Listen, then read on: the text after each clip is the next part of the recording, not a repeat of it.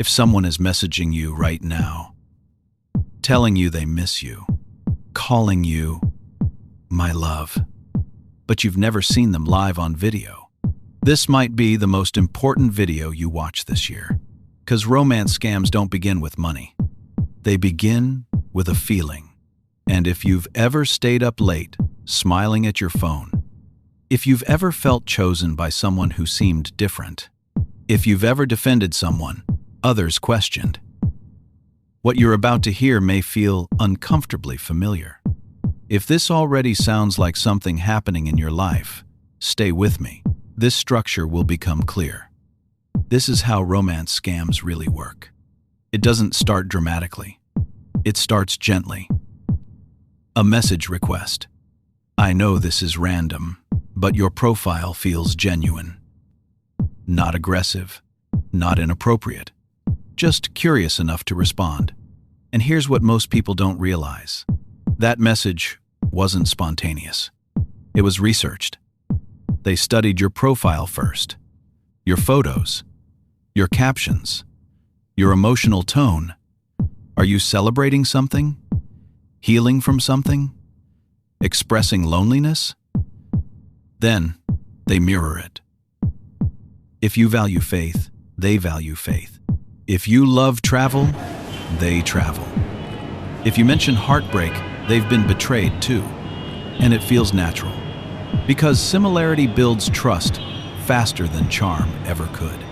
But the real hook isn't the first message. It's what happens next. Consistency. Good morning. Did you eat? How was your day? Are you home safe? Small questions. Every day. At first, it feels rare. Then it becomes routine.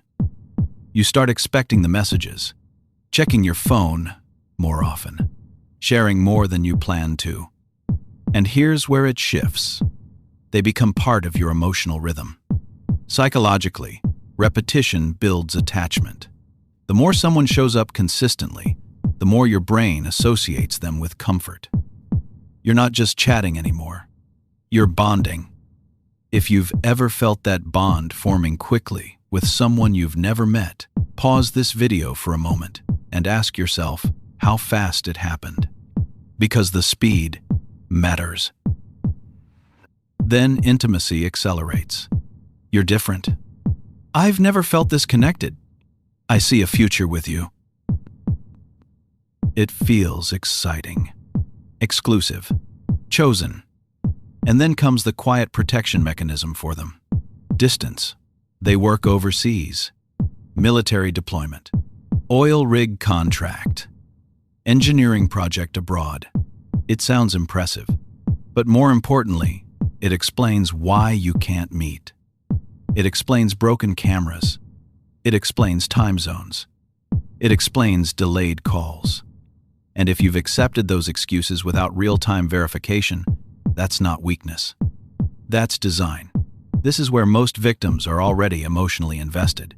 Weeks pass. Months sometimes. Then the crisis appears. Not suddenly. Carefully. A payment delay. A contract issue. A medical emergency. A customs fee. And notice something critical. The problem always matches the identity they built. If they're military, it involves paperwork. If they're engineers, it involves contracts. If they're overseas, it involves transfers. It feels logical. And by now, sending money doesn't feel like a transaction. It feels like helping someone you care about. The first request may be small, just enough to test the line. And once you cross it, commitment deepens. Time invested. Emotion invested. Money invested. Walking away now would mean admitting the connection wasn't real. So when another emergency appears, you rationalize. When the video call fails again, you excuse it. When someone questions it, you defend them. If this feels familiar, comment "aware" below. Not for me, but as a reminder to yourself that you're recognizing the pattern. Romance scams don't rely on ignorance.